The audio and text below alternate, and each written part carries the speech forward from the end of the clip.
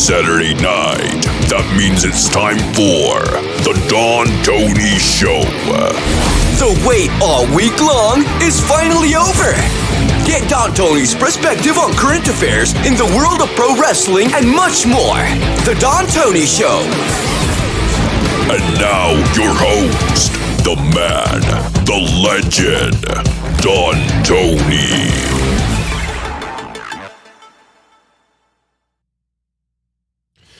You know, I think after we get through the celebrating 25 years of Don Tony promotions, I think we got to start focusing on the longest running wrestling show on the net. Yeah, we've gone through hosts over the years, but one thing has been the same common denominator. I am here for all of you, and welcome. It is Saturday night, May 21st, 2022. My God, we're already approaching June. Am I getting nervous yet? September 3rd is the day. I will be officially off the market. It's flying. Here in New York today, we hit, I think, like 85 degrees. It is hot in here. I don't want to blast the air conditioner because I know it makes noise. But I'm going to have to probably put it on at some point during the show. We have a few hot topics to talk about tonight. You know, it's a subject that you will not find social media, even my supporters, you will not see them really supporting the tweets that I post and the way that I word it, because you can make the general statement that good for Sasha, good for Naomi. It's about time that the bigger names are confronting their employers. You know, promises made, promises not kept. You know, good for them. Women's wrestling, you know, you should stick up. Like CM Punk said tonight, it doesn't matter if your opinion or your coworker is positive or negative. Would have been nice if you did that December 31st, 2021. Stand with them, because they'll do the same thing to you and you'll wish someone helped. Look, I know CM Punk means well, but I don't take advice from people who already made it. They can be inspiring, but they always offer the advice after they make it, after they're at the top of the world. They don't have to deal with these issues. So yeah, you can tell everyone else. But that's why I don't take advice from millionaires and billionaires. I'll be inspired, but, you know, I know what I'm doing. You know, good for Sasha, good for Naomi, good for women speaking up, good confronting your employers. You've been sold a magic bag of beans, smoke and mirrors, broken promises. But when you get a little more specific, that's where everybody's like, stay away from me.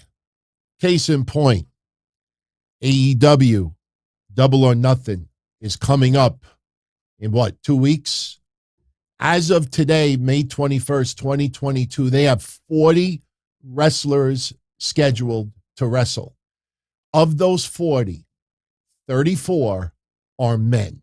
Only 6 are women. WrestleMania Backlash just came and went. They had 16 wrestlers perform on that card. Of the 16, 14 were men, 2 were women. NWA, we're not going to count the Crockett Cup because that's a men's tournament pretty much. But you look at their power trip that just went down in April. 24 people performed on that card. 19 men, 5 women. So when you add up AEW's Double or Nothing, WWE WrestleMania Backlash, and NWA, the 3 promotions that everybody has this perspective that women, even playing field, blah, blah, blah, blah, blah. You add those 3 together, 75 men performed, 13 women. You know, it doesn't seem like the women's evolution is really coming into its own after all of these years. It's smoke and mirrors. We're going to talk about that a little more in detail in a little bit. I found some amazing quotes from Tony Khan and Kenny Omega about AEW and their women's wrestling. Now, I will tell you this. I truly believe in my heart that Kenny Omega's heart is in the right place. I think if it was up to Kenny Omega, half of the show would be men and half of the show would be women. But I did find a little gem in a matter of a month. You got to hear the stark contrast between Kenny Omega and what he said 1 month earlier and 1 month after. You almost could sense that Tony Khan brought him into the principal's office and straightened his ass out. We'll revisit that.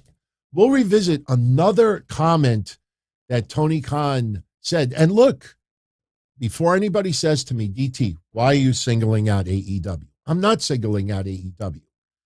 The only reason why we could only pull comments from them is because WWE doesn't play this game.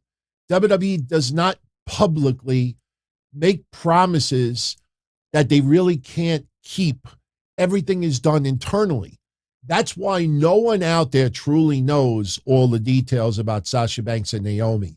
You've seen what's gone on in the last couple of days. People don't know shit. They're guessing. They're guessing. Oh, this went down here, and this happened there, and this is what happened here. And their contract, I saw some guy that used to work for WWE, he's going all over the place saying Sasha's contract is coming up soon. Motherfucker hasn't been there. How long? Okay, you throw that out there. When is soon? Well, soon is soon. Okay, when is soon? This is like a bad Abbott and Costello. Everybody wants to get jerked off right now. Everybody wants the attention. Everybody wants their name in lights. Everybody wants the hits, the clicks, the likes. Everybody's got to make a social statement about Sasha. Now, Sasha is not home sobbing it up. What am I going to do? WWE pulled all my merchandise. What am I going to do? She's at the Steve Aoki concert, living her life, having fun. She is going on and doing what makes her happy. You know, nobody is trapped in a box. You know, people online are angrier than I think the women themselves. It's amazing what I have watched over the last 5 days. We're not going to do that here. We're going to just point out, in opinion, what has transpired with women's wrestling in the last couple of years. You know, when you actually start narrowing it down, you know, you could take 2022 and change the date to 2019 and not much has changed at all. You go back to 2019 and hear Tony Khan making quotes, putting over Ty Conti, putting over Serena Deeb, putting over Britt Baker, putting over Layla Hirsch. That's pretty much it. Now, sure, we got Thunder Rosa now, and sure, we got Tony Storm and Ruby Soho. But again, I've pointed it out, Ruby Soho, up until recently, you know, what did she have? 15 wins on YouTube and 1 win on network television in 2022? You know, it's all smoke and mirrors, everybody. Fact of the matter is, the big wrestling companies out there know that wrestling is and will remain, for the foreseeable future, a male-dominated sport. They know the ratings reflect it, the merchandise reflect it, the quarter hours, everything reflects it. You know, the days of the swimsuit calendars and the risque photos, yeah, you'll see it on all. It's okay, everybody. It's okay that somebody does it on an OnlyFans. But God forbid a pro wrestling promotion puts out for sale some risque, sexy, compromising position photos. In 2022, that's disgusting. That's terrible. That's bringing women back 40 years. But if the same woman had an OnlyFans account, you go, girl. You go. You go. I mean, people got warped minds out there. And for all the women that wrestle out there, you keep doing it, because the quality of women's wrestling has substantially improved over the last 15 years. The number of women's wrestlers that wrestle at an upper tier level has without question gone up in the last 15 years. The problem is, when you look at these wrestling promoters, you actually, look, everybody, just look at every wrestling card. Look at every event. How many years have to go by until you say, what the fuck is going on here? You know who I give credit? Take note. You know who I give credit out of all of this? Impact Wrestling. And yes, let's all admit, Impact Wrestling right now is in trouble. You just had the Briscoes. The Briscoes. You look at social media, the Briscoes, oh my God.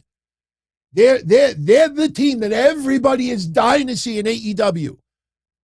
And I brought this up before.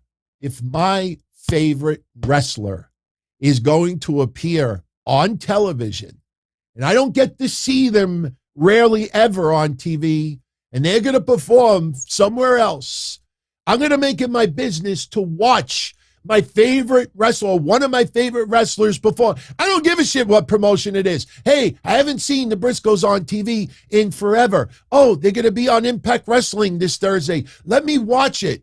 My God, I love the Briscoes. FTR, oh my God, Ring of Honor, but AEW. All right, they're not in AEW. They're on TV. The ratings go down. The ratings go down. The main event at Impact, the ratings went down. I don't even want to tell you what the quarter hour is. Well, because I don't have it yet. But early reports coming in is it's not very good. It's all smoke and mirrors, everybody. It's smoke and mirrors. The quality of women's wrestling has gone up. But 10 years ago, you did have TNA Knockouts division. You did have your Awesome Kong and your Gail Kims. You did have one or two women's matches on a show. WWE had Trish Stratus, Lita, which is the go-to for everybody. But you forget all the other women that actually started doing better. From even Candice Michelle amped it up a notch, and Gail Kim, and you could go down Molly Holly. I mean, there's tons of people that I can mention. You even want to put I can't put the bells in it. Sorry. Can't. That's like Fonzie. He can't say, roo, roo, roo, roo, roo. I can't put the bells in there. You look at, I guess we're staying on the topic now. We'll talk about what went down yesterday on SmackDown. I was very, very surprised. Very surprised. But you look at this poster. Now, yes, I added some additional names to it.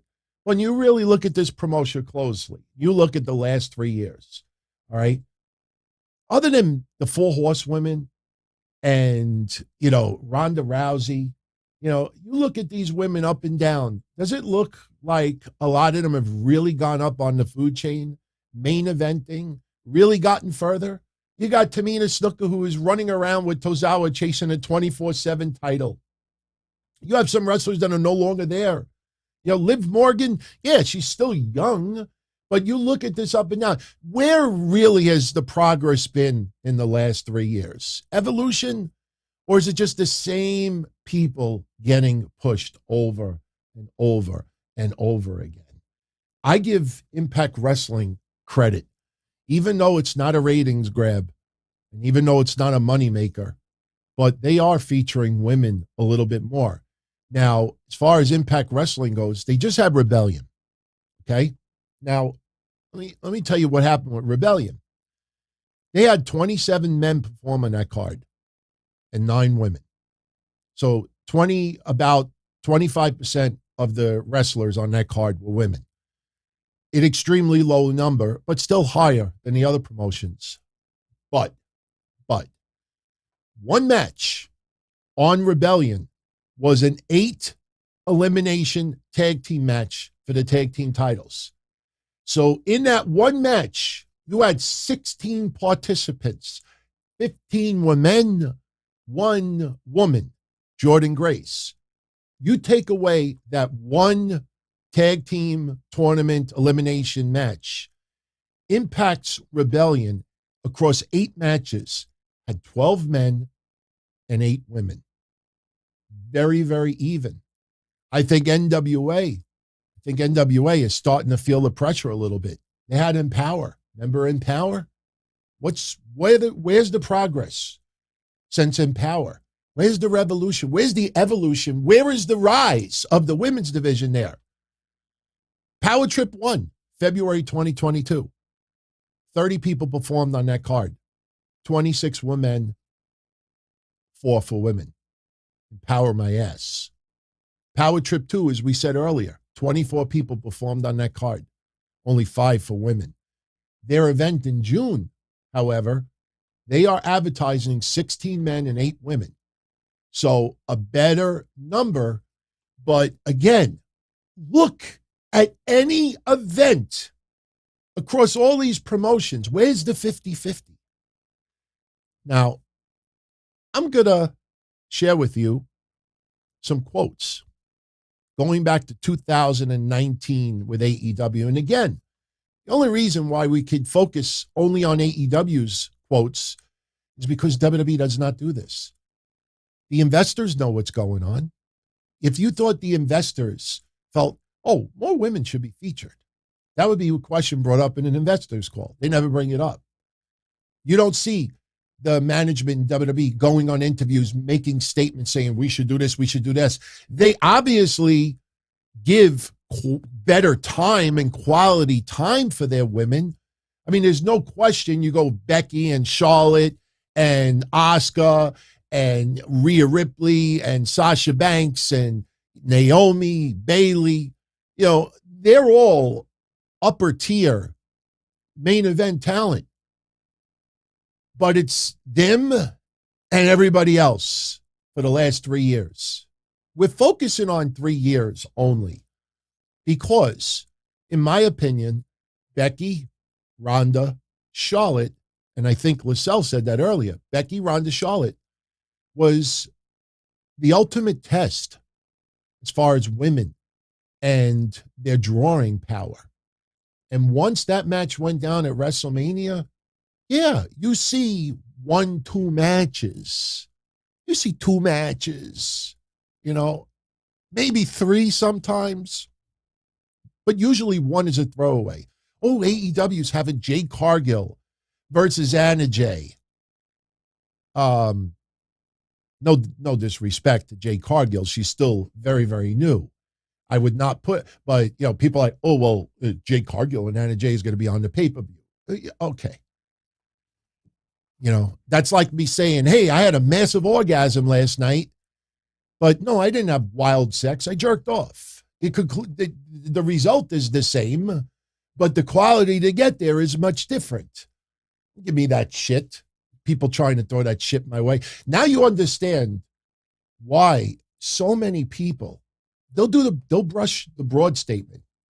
Sasha, Naomi, Big Swole, women, speak up. Address your billionaire employers. Address it.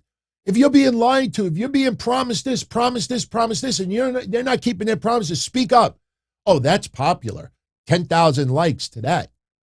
But when you narrow it down like this, hey, wait a minute, Tony. Hey, wait a minute, Vince. Hey, wait a minute. You go down the line. Billy. Oh, Billy. You go down the line. And now you're confronting an elite billionaire. That is a no-no. That's why everybody paints the broad brush. But there's no excuse for that.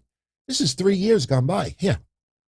We're almost done with this. For people that don't like this conversation, but I think it's very important because nobody gets into it this deep. February 2019. February 2019. Talk is Jericho. Tony Khan was on Talk is Jericho, speaking about the women's division over 3 years ago. Check out what Tony Khan's vision was with the women's division. Quote, I think there's some amazing stuff being done in different places in women's wrestling right now. And I think there are enough athletic, enough talented, enough incredibly charismatic women to build a division. To me, they would be like the WCW Cruiserweight division, a division populated with great athletes who haven't had this kind of national exposure before, who are just going to shine under the spotlight and deliver really athletic, really fast-paced matches. Hide the razor blades, everyone. I don't recall the cruiserweight division having to bleed profusely in order to get a T-shirt. You know, you look at some of AEW's greatest women's matches, it all involves blood and weapons. And I'm not against that. Not against that. But that was division, everybody, in February 2019. Oh, it gets better. I have, by the way, a little side note. Oh, we'll save another quote later. When we address Tony Khan putting too many people on TV, on especially Dynamite, and it hurts some of the matches, oh, I found a quote for you. Holy fucking shit when I share this quote. And these are exact quotes. I am not going to just, generalize it. Then someone could say, oh, you misquoted him. No, I'm not. August of 2019. There was a panel. And on the panel, I believe was Cody Rhodes, Jungle Boy, Randy Rhodes, Awesome Kong, and Nyla Rose. They pointed out that there were more women than men on the panel. And Tony Khan that day was asked if the AEW women's division would get equal TV time as the men. Tony Khan's response to that, and I quote, and you will not read this anywhere, quote, it depends on the week. Depends on the week. Tony, what week? What fucking week? This is over 3 years. Not exactly 3 years. It's almost 3 years later. Tony, will the women get this equal time as the men on TV? It depends on the week. What, week 53 on a year? Week 54? He gets away with it. April of 2020. Kenny Omega.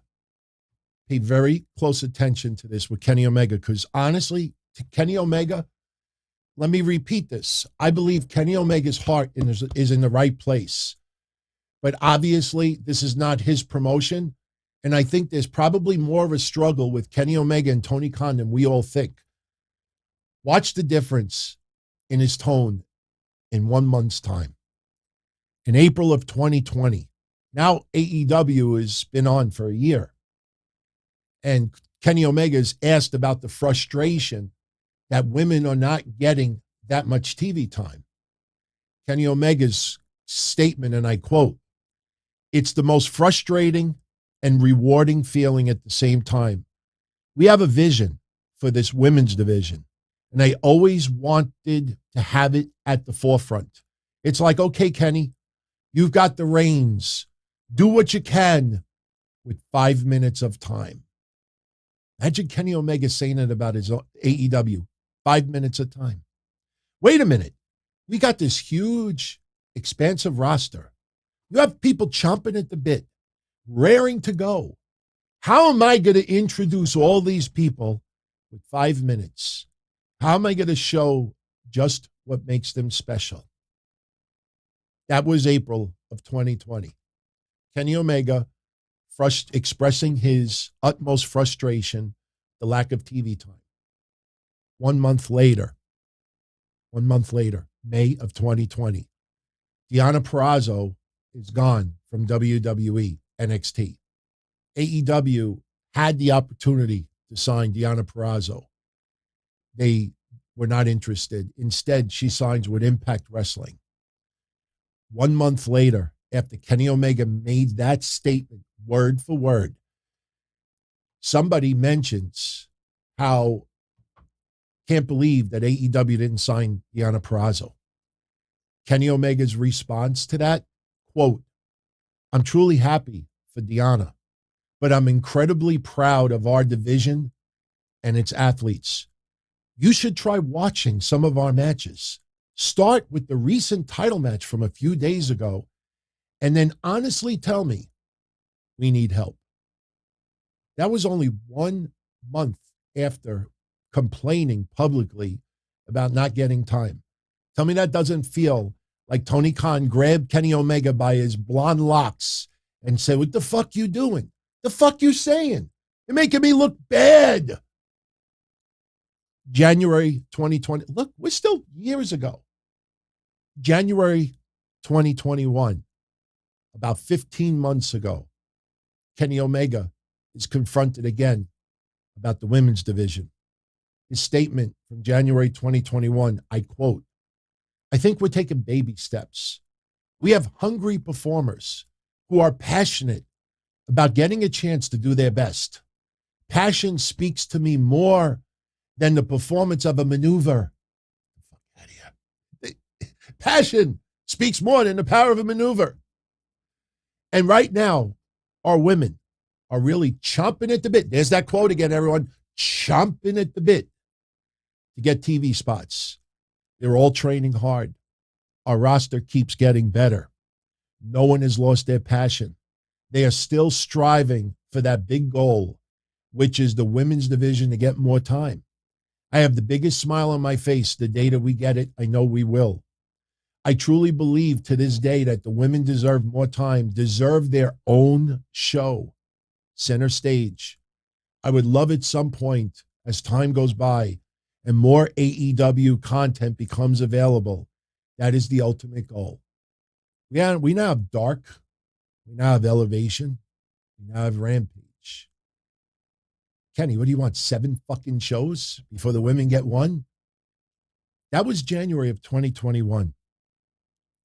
March of 2021, right before the Thunder Rosa Britt Baker lights out match. This is Tony Khan speaking about the women's division, March of last year. Quote, "I think we've seen great development of the women's roster since AEW launched. Wrestling fans voted Britt Baker the most improved wrestler of the world last year, the 2020 in the Observer Awards. And she's been a great leader in the women's division. I think Red Velvet's come in and done a really good job for us. And Serena Deeb's come in and only been great for us. The then is a full-time AEW contracted wrestler, went out and won the NWA women's title. Serena, Red Velvet, and Layla Hirsch are great examples of people who weren't here at the beginning, who I think have upgraded our talent and stepped in and become great additions." That's 14 months ago, everyone. 13 months ago. What has changed? I know we got Ruby Soho, and I know we've got Toni Storm, but as we keep bringing up, they're superstars on YouTube. When it comes to network TV, though, it's totally different. Nobody has the balls to ever confront them about that. He also puts over Tony Khan. He says, "The women's division, we've signed a lot of great wrestlers and we've seen some development, but we've also had a huge movement in the free agency. I think now for our women's division, for us, is to have great new stars with buzz who are really added to the show in the past 6 months or so. Really helped a lot." And then he puts over Thunder Rosa and Britt Baker. Now we get to the ultimate. November of 2021. A young teenage, I think she's a teenager, podcaster by the name of Ella J. Maybe early 20s, I don't know. She gets the opportunity on a conference call to ask Tony Khan about women having their own event. This was right after NWA Empower, was all having all that hype. And while this is going down, quote, "The bar, I think, has been really raised this year with a lot of the women's shows and main events taking place. But does AEW have any plans or hopes to maybe an all-women's event of their own sometime? One event." That was her question to Tony Khan. Tony Khan's response to this young girl, quote, "I'm going to cut off your question right there because I don't think I get enough credit for what I did for the NWA show, because a good number of the people who wrestled on the NWA show were wrestlers I sent and paid.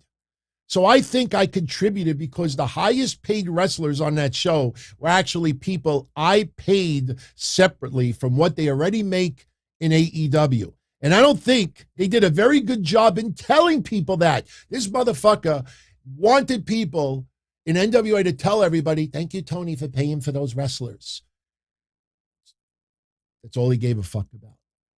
It has nothing to do about a women's event. He wanted extra credit for paying women to wrestle for NWA. And you know that he got his ass handed to him at that time. He finishes up that diatribe by saying, so I have been and trying to actively make big strides in women's wrestling. And as far as the stuff that's been happening in all the women's shows that have been happening in other places, I actually have made great contributions, including financial contributions, which I think they've done a better job of telling, which they haven't done a better job of telling people, honestly. That's what you have had in the last 3+ years of Tony Khan with the women's division. Now we are 3 years later. And I just showed you, we have an event coming up. You got 40 wrestlers on the card and only 6 are women. And a lot of people feel one of the matches is technically a throwaway match. So you tell me, you look at WWE, and yes, when they use Becky and they use Ronda and they use Bianca Belair and they use Sasha and Charlotte and everyone else, they get the time. They get the push. But the problem is it's only 2, 3, 4 at a time. And you see, you have on WWE's roster 8, 10 women that can be in the upper tier. But no, we need Happy Corbin and Madcap Moss, nothing personal. No. We need, matches like that. Somebody said earlier, we only have one women's match on WrestleMania Backlash because WWE didn't want anyone else to outshine Charlotte Flair and Ronda Rousey. Fuck does that mean? I mean, you should want the wrestlers to try to top each other. If you're that afraid that other women are going to perform on the card and maybe make Ronda Rousey look like shit, well, guess what? Ronda Rousey should not be on the card. So, in summary, as far as Naomi and Sasha Banks goes, again, the only people that truly know what's going on is Sasha and Naomi, WWE management, probably Naomi's husband, and a very, very, very tiny inner circle of people. Does anybody out there truly think that Sasha Banks gossips with ProWrestlingDick.com, that WrestlingClickbait.com? You think she mingles with any of these journalists online? No, they don't fucking know. They're guessing.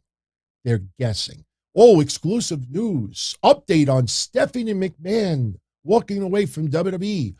The wrestlers did not know. They found out on social media. Meanwhile, if you looked hard enough, you would see a lot of wrestlers on social media saying, wow, had no idea. Stephanie, all the best. It's not exclusive breaking news. You read fucking people's Twitter accounts. Ooh, exclusive news. Nick Khan will be taking over No, that was the Business Wire saying that Nick Khan will be taking care of Stephanie's duties. None of these people online know anything more than what we know as far as Naomi and Sasha. But one thing that we can assume is that these women are not happy with their status in the company. You may think that is ridiculous. You might think it's disrespectful. You might think it's unprofessional. But what is also unprofessional is when the management promises, we're going to do this, we're going to do this, you're going to have this, you're going to be this, we're going to do this, and we're going to push this, and then you realize these motherfuckers said all this shit just so to make us happy. Remember what I said the other day? It's like a baby with a baby. Remember that cryptic? We picked up on that 6-7 months ago. Remember when we picked up on it? I said, Sasha's making cryptic videos about Vince McMahon. Do you remember the infamous video I showed you with the baby crying? And then the father puts a stack of money in front of the baby and the baby stops crying and starts smiling. Remember that shit? We talked right here. What did we say that night? These are cryptic messages for Vince McMahon. That every time Sasha voices frustration about what they're being no, just throw money. Oh, no, let's just say Whatever you got to say to fix the problem, we'll worry about it later. Just say whatever you got to say now to get her off my back, to get so-and-so off my back. Whatever, okay, we're going to do this, we're going to do this, we're going to do this. Vince, I'm not happy, this and that. All right, well, look, I see this happening, and once we're going to do this, you're going to win this, and then you're going to go here, and then you're going to go there. All right, that's better. And then they leave the room. Thank God that's over. That's what's happening. It gets to a breaking point. And that appears to be what happened with Vince McMahon, Sasha Banks, and Naomi. Because that little bit that's been put online. And believe me, if that stuff wasn't true, I think by now, Sasha or Naomi or somebody would have went online and say, look, everybody, none of this shit you're reading is true.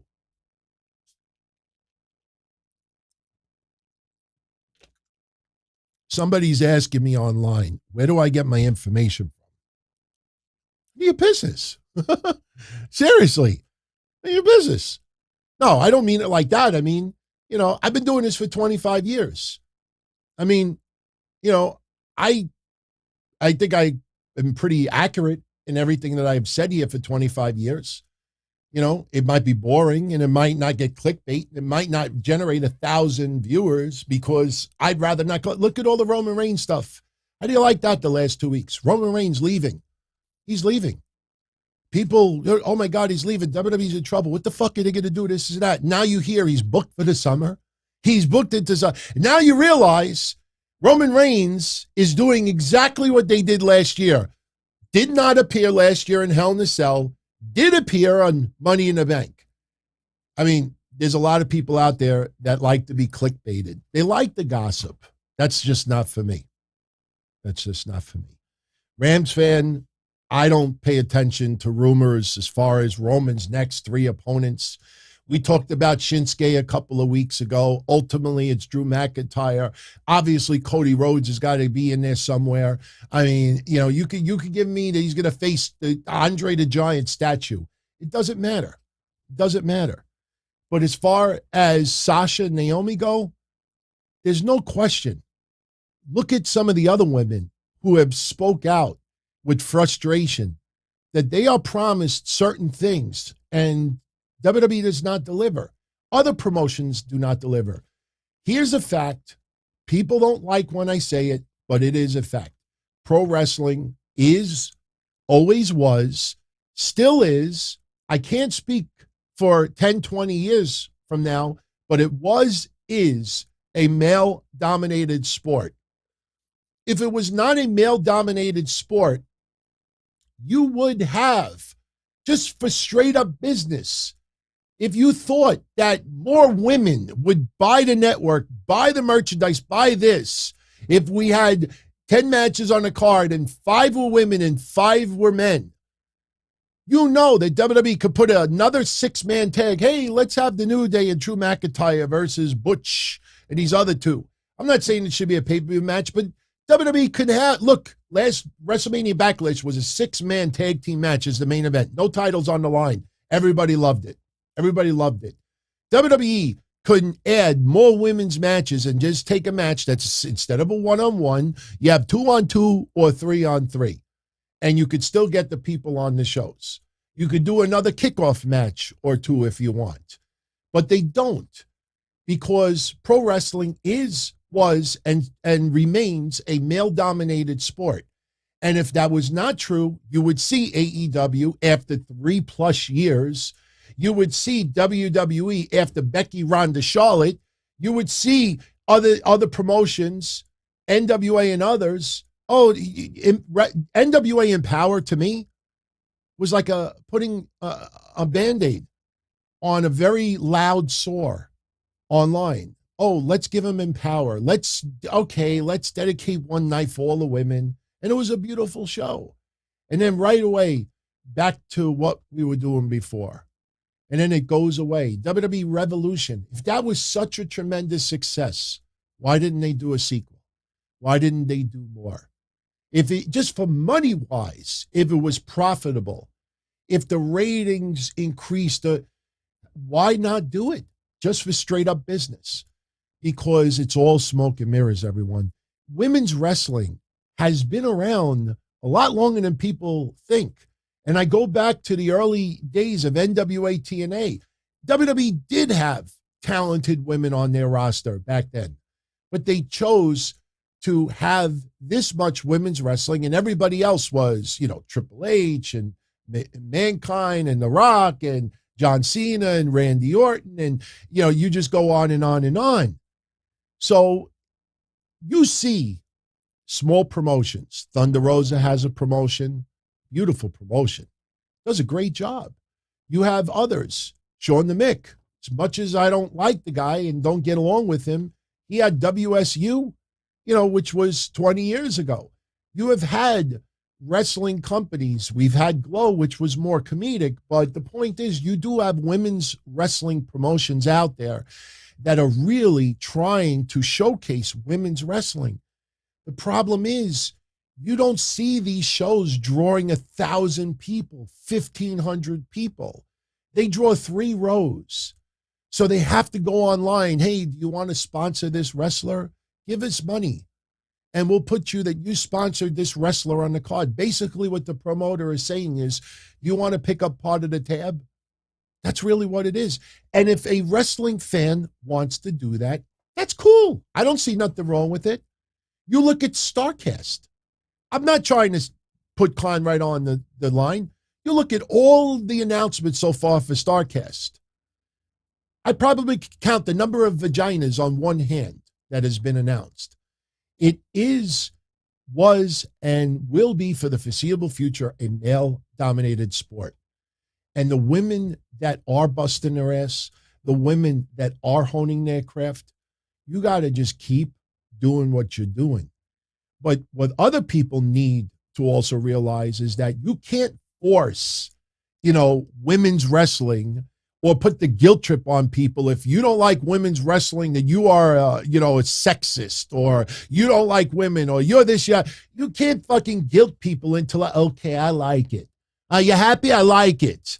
This isn't having asparagus when you're 6 years old. I don't want it. I don't want it. I don't like it. You're going to fucking eat it. Okay, I like it. It's good. It's good. You can't guilt people into doing it. There are forms of entertainment that are women dominated. That's just a fact. There are some sports that are women dominated. You can't force it to turn into 50-50 because everybody should be treated equal. Every company should have equal men and equal women. That's not how the entertainment business goes.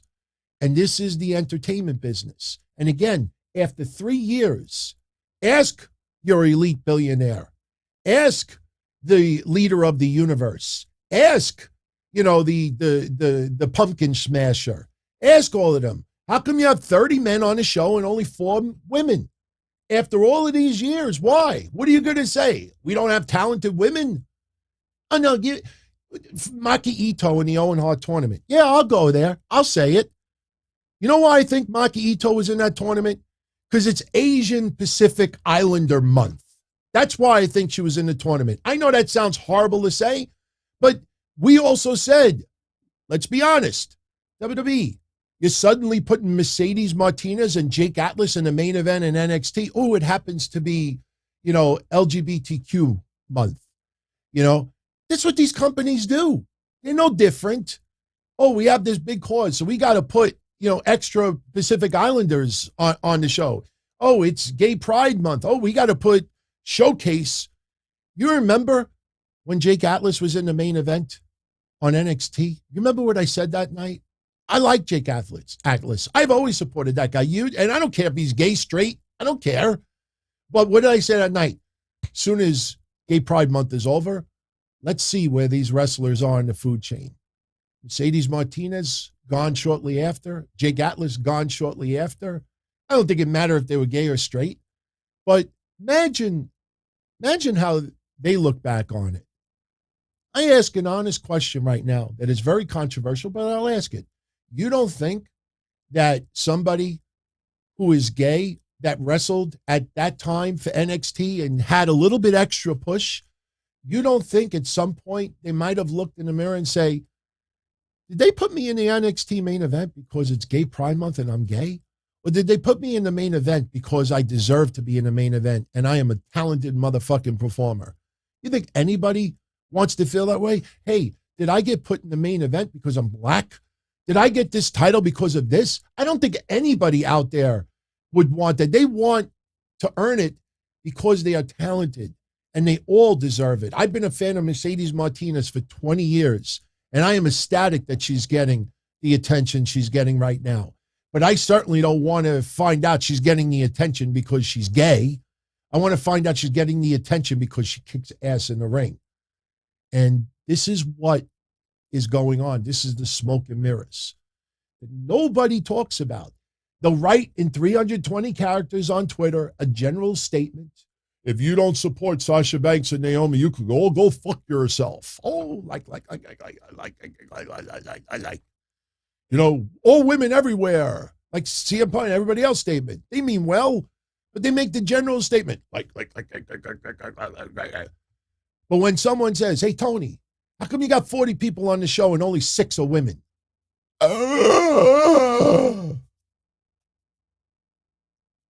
That's the difference. That's the difference. Everybody can make the general statement and look like they give a shit. But if they truly gave a shit, how come they don't bring this up? With every single Impact Wrestling is the only promotion right now outside of the all women's promotion. Thunder Rosa and All, and they do a spectacular job. I wish they were bigger than what they are. But the fact of the matter is they're not. They're local, small, indie promotions. And you have to treat them as such. They don't get much on pay-per-view buy rates. They don't get much as live attendance. They don't get much for merchandise. So you got to be a little bit extra creative. Like I said, with the sponsorships and everything like that. Keep fighting. Do not give up. But over the last 3 to 5 years, you still got your 2 matches. You still got your 4 to 6 women truly being pushed in WWE. And you know, sometimes they're put in the main event because it just looks right.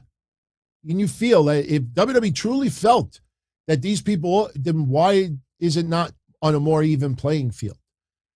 16 wrestlers, the last pay-per-view, only 2 were women. That speaks a lot. And you go down the line. So Evolution, Revolution, last 3, 4, 5 years. AEW, last 3, 4, 5 years. But no buts. No buts. You know, I just put out there a whole bunch of information that is true. There's nothing that I said that was clickbait or lies or exaggerations. I put it out there. And I did the research. So I don't know how you feel about this.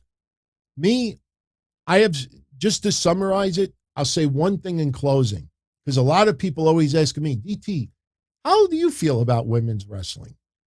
What would you say? Do you think it should be 50-50 on TV? And my answer is still the same. If the women wrestling in WWE are entertaining me more than the men, then give me more women's wrestling than men on TV. If AEW, if they're women, their storylines and their characters, if I'm into them more than the men's side, give me more. But I'm not going to say women should get 50% of TV time simply because they're women. I will never say that. Give me who are entertaining me the most. The problem is you don't see these promotions pushing it out there. Oh, but this person cut a promo. Anybody in their fucking right mind think? You look at Thunder Rosa when she won that championship. You look at it. At this pace, you know, somebody mentioned to me the other day that Ric Flair and Ricky Steamboat wrestled 1,000 to 1,500 matches in a 10-year period. It would take Thunder Rosa 10 years to wrestle 100 matches in AEW. 10 years to wrestle 100. And you're going to say to me, oh, no, well, look, she's getting pushed. How the fuck is she getting pushed? She cuts a promo. She has a confrontation. She has a match here, a match on the pay. I'm sure the match on the pay-per-view is going to be spectacular. But Oh, here's the quote. Here's the quote. This is Tony Khan from August of 2019. I want you to think about this quote after what I just said about Thunder Rosa and after what you got Wednesday on Dynamite that caused Jeff Hardy versus Adam Cole to go for like 6 minutes when it should have gone much longer. In August of 2019, Tony Khan said, and I quote, "It's not about forcing everybody into the show to do one dumb segment just to show them in the show. We're not going to drag people in and make them travel." 3 years ago, this guy said, we're not going to put people on the show just to load up the show. And how many times we've talked about it, he tries to shove 3 pounds of bologna in a 1 pound bag. And as a result, when was the last time you saw Nyla Rose? When was the last time you saw somebody else? We were talking the other day, I think yesterday in a watch party about Penelope Ford. When was the last time you saw her really featured? Anna Jay comes out of nowhere. She comes out of nowhere, makes a save yesterday. Oh, pay-per-view match. Oh, Anna Jay's getting TV time. Are you serious? I mean, honestly, Sheeta, obviously it's travel issues, but you look at this women's roster up and down. Because somebody gets featured in a promo, hey, her name is still around. We confronted the Tony Storm, Ruby Soho stuff. You think after this Owen Hart tournament is done, you think Ruby Soho is going to be on TV on a regular basis? Be lucky if she has one win every 4 to 6 weeks on television. That's revolution. That's a push. That's exposure. But every fucking week, you see who's on TV every week. You tell me where that happens with the women. Why doesn't that happen? If they're so good and ratings draws and merchandise sellers and needle movers, why aren't they on TV every week like others? All right. Okay. Oh, and one last thing. You know why I think the women's wrestling may actually increase on AEW network TV? I always say network TV because we don't count YouTube. Because of this person. Remember this name, everyone. Kathleen Finch. Remember that name. She is coming from Discovery. She is the new name that you got to be concerned about when it comes to AEW on Warner Media Discovery. That is the woman that's coming over. She has no resume that I could find that has to do with sports. I ask you, have we had as much blood in the last 2 weeks or so? Have we had as much, like over the top? You trust me. The days of them using the term whorehousing, like Dan Lambert, trust me, Dan Lambert's character, I expect it to be tremendously watered down in the near future once her influence comes in. See, this is something that a lot of people do not realize. This is not defending WWE. Nothing I said today, we're doing this an hour already, nothing I said today defends WWE. But there's a little point you need to understand if you don't know it already. The USA Network and Fox do influence some of what you see on WWE television. They do have some creative input. The most glaring one that we have talked about in the past is Retribution. The night Retribution showed up on Fox on SmackDown, that show got a TV 14 rating.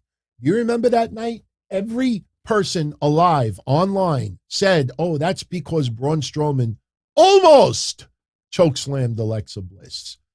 I came up and said, no. They think that's Antifa. Doing the shit, cutting the ropes, causing the incident. Fox told WWE, we don't want perceived Antifa shit on our TV network. WWE put Retribution on Fox that night, got a TV 14 rating. Retribution was never seen on SmackDown ever again. Believe me when I tell you, these TV networks have creative influence on what you see. That is why some of the stuff you see on WWE TV might be ridiculously stupid. It might be more the fault of the networks pushing a certain narrative. You might see some matches influenced because of the networks. And that woman, Kathleen Finch, it's going to be interesting to see how deep she gets involved as far as AEW on the Warner Media, TNT, and TBS. Because if they start saying, look, we don't want this over the top, like, this Utah guy looks like a bad samurai movie from the 70s that, his blood shot further than a porn star, with their penis. We don't want that shit on the net. They start voicing that stuff like that, and you start seeing blood almost non-existent, or you see certain, characters tweaked and changed, don't be surprised. I'm not saying it's going to happen, but all points direction seem to lead that way.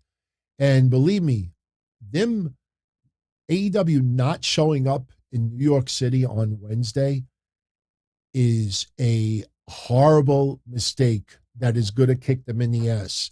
Even though they didn't have a big presence at Warner Media and Discovery, pitching the networks to the advertisers, you still make the presence. You still make the appearance. You go over the top. Wow, who are these guys? Wow, they really care. Wow, they showed up. And what's the excuse people put online? Well, they had Dynamite. They had Dynamite to tape. What's more important? What's more important? Having a couple of extra people in these dumb segments just to get people on TV, or do you send some of them to New York City? Oh, we really weren't going to showcase you. Yeah, I know, but, we wanted to introduce ourselves. We're honored to be a part of the network. We look forward to working with each other. Wow, these are very nice people. Wow, these are real. You make an impression. We weren't invited. We were really invited, so fuck you. We're not even going to pay it. Big mistake. Big mistake. Okay, let us move on. Max Dupri. I'm going to go take a Max Poopy. Oh, they did it, everybody. That feared name change that we worried about, it happened. Yesterday on SmackDown, we had LA Knight come out introducing himself to Adam Pearce, most of the beard, now it's just the 5 o'clock shadow. He looks like somebody that would have been, someone that would have been on like Law and Order from the 90s. He looks like a USA Network wrestler actor from the 90s. He looks like somebody you'd see on like Quantum Leap. Max Dupri. That is his new name. Let's be honest, everyone. LA Knight, when they first introduced him as LA Knight, a lot of people didn't like that name either. LA Knight. The hell is that? LA Knight. But we got used to it. All right. They're calling him Max Dupri. As long as he gets utilized the right way on TV, he gets to wrestle, he manages a little bit, he gets utilized good, and he gets elevated, then call him whatever you want, man. This goes back to the Viking Raiders when everybody was like, the Viking Raiders? That sounds like two football teams. Why couldn't they call them the Viking Experience? What did I say? I don't care what they call them. Just push them. Utilize them the right way. And we know what has ultimately happened with the Viking Raiders. Look, I don't like the name. Max Dupri sounds so 80s to me. And I'm not saying it because Max Headroom. I used to love that show, Max Headroom. But this is not Max Headroom. This is not the 80s. That's LA Knight, and they're calling him Max Dupri. It sounds like a shyster that represents like a porn company. Hey, we're looking for models. Just some, movies, home movies. Yeah, here's my card. I'm Max Dupri. It sounds like like a shyster producer. So maybe the name does go with the character. Maybe it does. If you really think about it, if he's going to be a snake, you know what's going to happen, everyone? I just figured it out. He's going to have these models representing, what is it, maximum male entertainment or something, maximum male talents or whatever. You know what's going to end up happening? They're going to do a storyline down the line that all of his clients are going to realize. Mason, all of them, hey, not doing a Mason impersonation. He's been taking our money. Max has been taken off the top. Max, you're a crook. You've been taking advantage of all of us. We're no longer. Max might even be kind of like a spoof in some way of Vince McMahon. He might end up being a greedy, taking advantage of it. I'm telling you, this is no Soprano stuff. I wish, Josh. No, this ain't Sopranos. This is snake oil salesman. So, look, I'm just giving you my overall thoughts. I think that's what's going to end up happening. He is going to rip off his clients. I made you. And then they'll turn babyface. Obviously, I'm talking a long ways away. Max Dupri. Dupri sounds like an old car. I don't know. I'm not liking the name, but we'll see what happens. By the way, I saw we got a couple of questions come in. We'll do questions in a few moments. We have not too much else to talk about today. I mean, we'll get into TV results from yesterday, a couple of previews as well. Since we're on the topic of WWE and SmackDown, look, they were teasing it. I felt this match was not as important as it should have been. I truthfully thought we were going to get a no contest. I truthfully thought we were going to get interference from Drew McIntyre, Roman Reigns, which obviously he got involved. At minimum, maybe it leads to the winner take all at Hell in a Cell. But I know Rams fan is live right now, and maybe a few others that were at the watch party yesterday. What is the first thing that I said at the beginning of SmackDown yesterday? Randy Orton shaved his mustache. I said, oh, fuck. That guy, whenever he changes his look, there's usually a big storyline shift. I don't know if you've ever noticed that with Randy, but I said yesterday, crap, he shaved his mustache. They're going to lose the belts. We felt that yesterday. Yeah, Rams fan is saying. I mean, the people could check out the replay if you go to the channel. We just felt it yesterday. Now, there was a little controversy, if you're not aware of it. Somebody definitely has some splaining to do. Check out this. I know that there is a time difference in the United Kingdom. And I know in the United States, SmackDown airs from 8 to 10 p.m. Eastern Standard Time. If you figure out times, United Kingdom, around 10 o'clock their time, posted this post. Who could stop them? And for those in audio only, it's a picture of the Usos with both sets of tag titles. Some moron handling WWE United Kingdom social media account took 10 p.m. UK time and forgot that that's not 10 p.m. U.S. time and posted a picture of the Usos with both belts. See, the reason why this was not a major story yesterday is because nobody bothered to look at the time zone changes and say, wait a minute, what moron? I probably would have used the P word if this was 10 years ago, but what moron from the UK, took 10 p.m. UK time and assumed it was United States time, East Coast time, and announced in advance premature ejaculation, the Usos with both belts.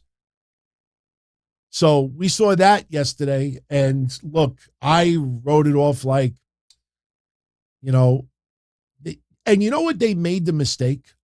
When they realized they did that, they should have put one up with RK Bro with 2 sets of titles also. The problem is, I guess whoever leaked it doesn't have Photoshop capabilities and could not figure out, how do we Photoshop the other titles? Come on, we got to do it now. We got to do it. Yeah, hurry up. Forget it. I know, Psycho. You had one job. You had one job. You screwed it up. Idiots. You screw up stuff like that. Seriously. That's like epic failures. But it happened yesterday. The Usos now have the gold, all the gold. As Roman Reigns said right after WrestleMania, the bloodline wants all the gold. Now they have it. Paul Heyman on commentary yesterday was priceless. His facial reactions as the match went on. Unfortunately, guys and gals, unless RK Bro, takes part in the women's tag team tournament, which obviously they're not, I have a feeling this is the end of RK Bro. Riddle got pinned. I know Randy Orton was incapacitated as well, but this is something that we've talked about for quite some time now. WWE, the perception that a lot of fans had is that Riddle was the weak link in that team because they have had Riddle get pinned way too many times in the last 9 months. This didn't just happen in the last couple of weeks. Riddle's been losing, not every time. He's had some big wins as well, but Riddle has lost a lot. And he got pinned yesterday. And after the match, they got destroyed. Let me tell you something. I really believed we were going to get a no contest. And at minimum, we would have gotten a match at Hell in a Cell. I think that would have been a worthy match at Hell in a Cell. Shit, I would have put him inside Hell in a Cell. You would think after all of this time and for owning all the belts, if there was ever a match, that would have been interesting. If they would have hung the belts at the top of the cell, that would have been kind of, not on top, at the top inside the cell.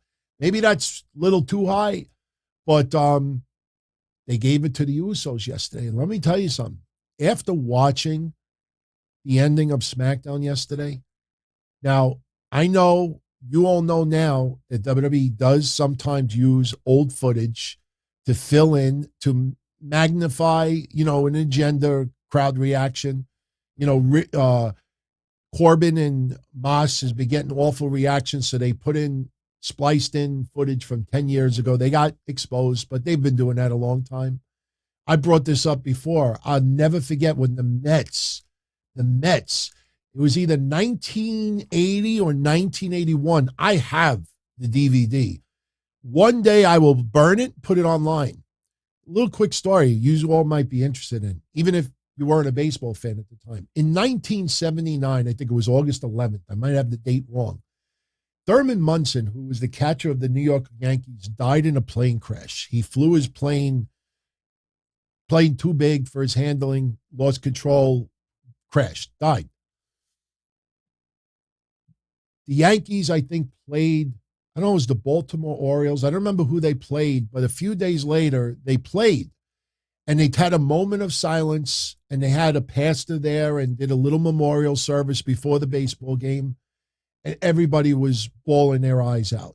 I remember even ABC, allowed, or George Steinbrenner allowed ABC to simulcast the game, even though the local Channel 11, WPIX, had the game as well. Anyway, long story short, during the memorial service that was televised, there was a girl in the crowd that was heavily sobbing. She might have been maybe 20 years old, at the most 18 years old. And I'm sure if you go on YouTube and you just type in Yankee Stadium Thurman Munson Memorial, you'll see the girl. She had like dirty blonde hair or whatever, and she's sobbing, got a tank top on. Anyway, long story short, the Mets in 80 or 81, they were horrible. And they did a team video and they were highlighting the season and they were talking about how bad their play was. And the Mets took and spliced the video of that girl sobbing and made it come off as a girl crying in Shea Stadium because of the Mets' futility. And I saw that, I was like, wow, that is the most tasteless splice I have ever seen. You're taking a girl crying at a funeral service and putting it as your own. This is done in sports. They will take old stock footage of crowd reactions, usually in the same building, or, if it's very close up and you can't tell, and they will splice it in at times. WWE obviously got exposed with Moss and Corbin. But yesterday, they didn't need to splice in anything. They made sure they found kids in the crowd crying, confused. You didn't have that over the top like people that were trying, because you see that reaction sometimes. There are fans in attendance that are over exaggerating their reactions, hopefully to get on TV. Like, I don't know, Omos attacks Bobby Lashley. And then the camera's on him, like, that's what people do. Or something bad will happen. It'll be like, or overreact. No, they didn't have to do that yesterday. The kids were legitimately crying. As much as Riddle has been losing, he is big time babyface. And he's going to be an even bigger babyface if Randy Orton ultimately RKOs him for losing that match. And Randy, who would have ever thought Riddle would be the guy that the children would really beloved?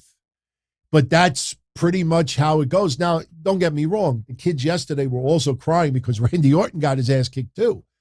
But Randy Orton is not as sympathetic as Riddle. Riddle comes off as innocent, naive.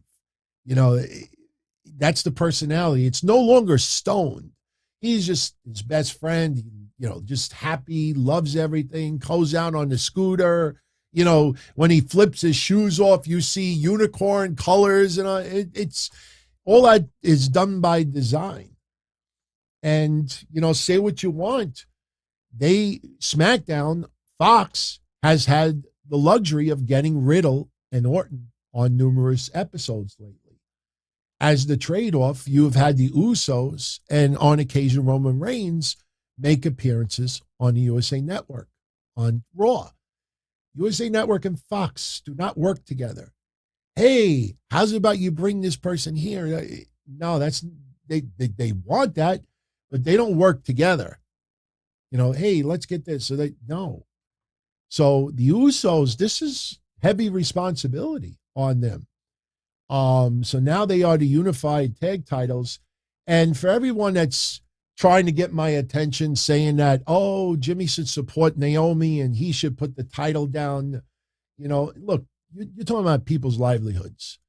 No one should tell anybody how to handle their livelihood. Sure, you want people to stand up at injustice or bosses taking advantage of an employee, but let's also be honest here. Sasha Banks, especially Sasha Banks, is getting paid a lot of money in WWE. So, they pulled the merch.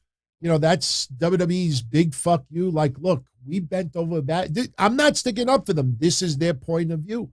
We bent over backwards. We gave you this. We gave you this. We gave you this. Those cryptic videos of Sasha with Vince with the tormenting of the money. Oh, I complain. Toss me more money. I'm happy. Now, WWE's like, fuck that. I had to clear this up yesterday. And, cool for Sean and everybody else who, accepted what I said. But you realize yesterday on social media, once again, people don't want to know the truth. I saw at least 25 people, and half of them are people that do shows, about pulling the merch for Sasha and Naomi. Because for those that don't know, and we talked about it Monday, we said, will they strip them? Probably. Will they suspend them? Most likely. Will they fire them? It's possible. It is possible, everyone.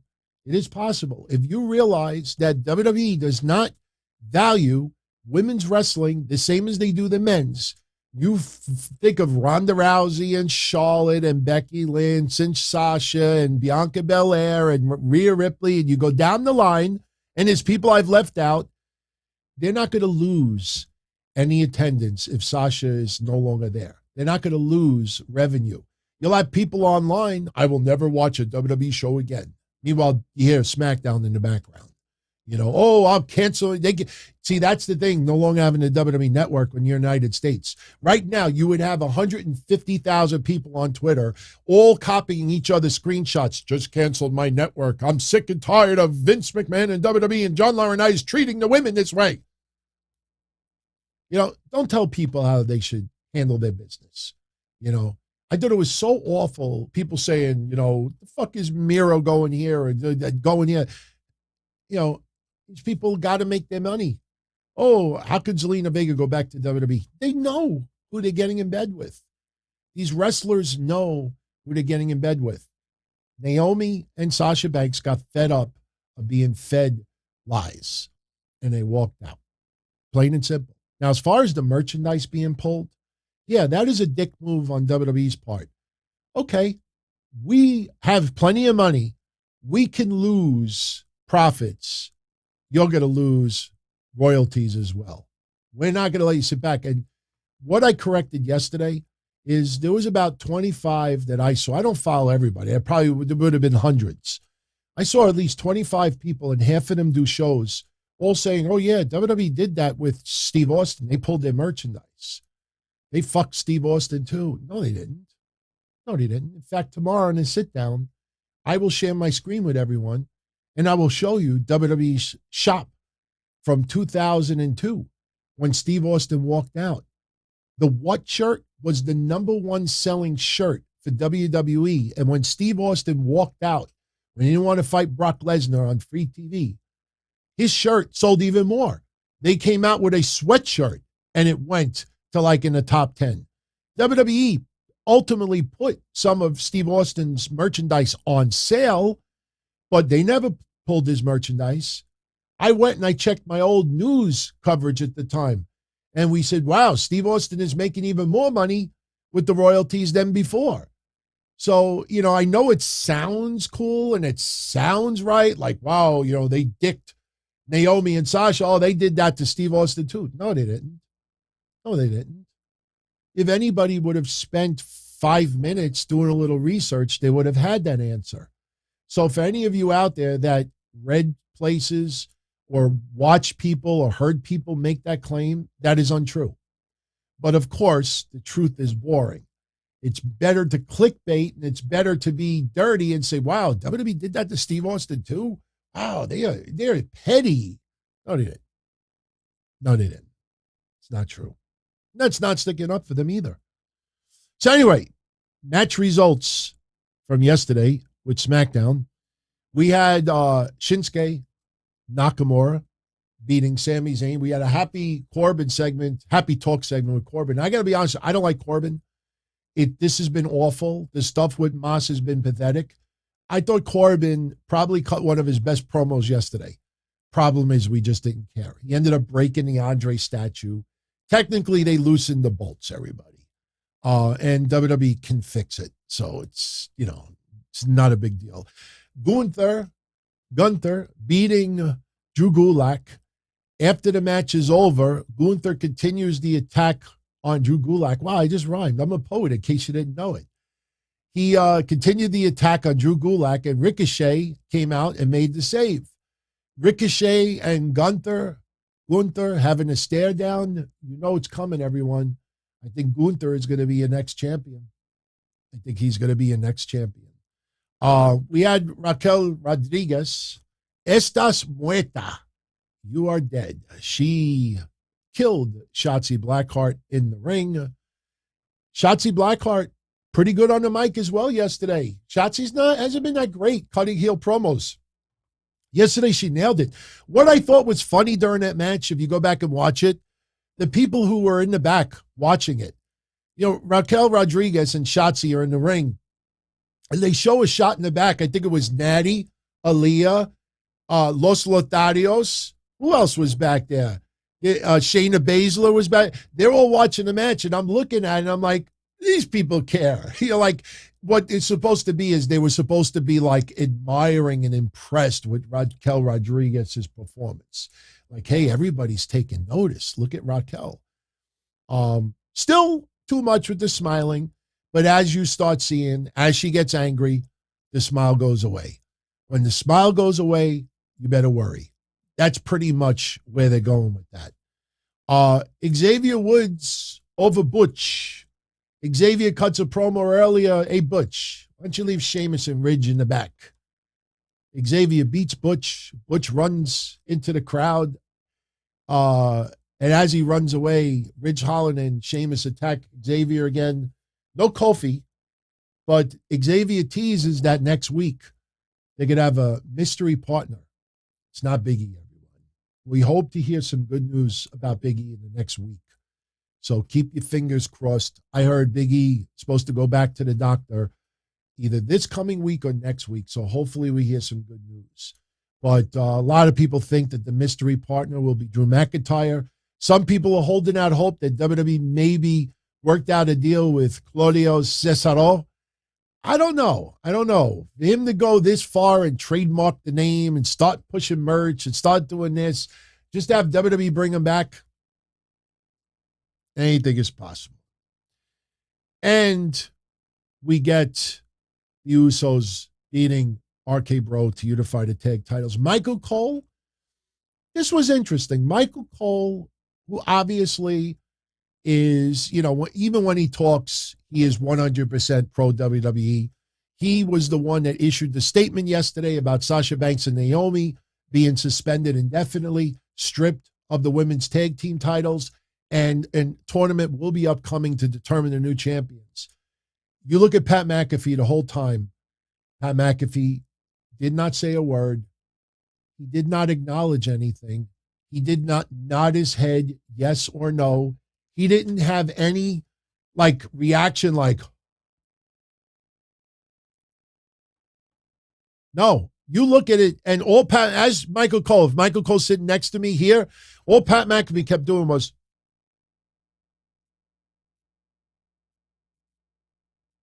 you go back, poker face. He didn't reveal his card, how he felt about it. Absolute poker face.